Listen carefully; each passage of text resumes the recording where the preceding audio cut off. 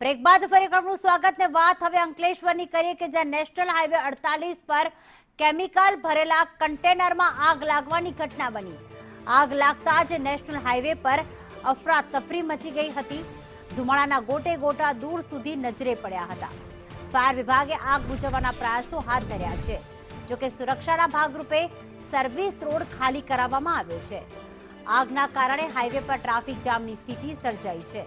સદનસીબે કોઈ જાનહાનિ થઈ નથી।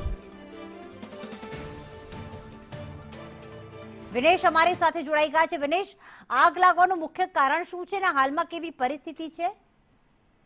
જી ચોક્કસ પ્રીતિ, આગ લાગવાનું મુખ્ય કારણ હજી સુધી બહાર નથી આવ્યું, પણ અંકલેશ્વર નેશનલ હાઈવે નંબર 48 પર પાર્ક કરાયેલા કેમિકલ ભરેલા ટેન્કરમાં આગ લાગવા પામી હતી। આગ લાગવાને કારણે જે હાઈવે પર ટ્રાફિક જામ સર્જાયો હતો, જેને કારણે જે છે નેશનલ હાઈવે છે બંધ કરવાની પરિસ્થિતિ સર્જાઈ હતી। આગના ગોટા ગોટા દૂર સુધી દેખાયા હતા, પરંતુ સદનસીબે કોઈક જાનહાનિ થવા પામી ન હતી। જી પ્રીતિ, આભાર તમામ વિગતો માટે।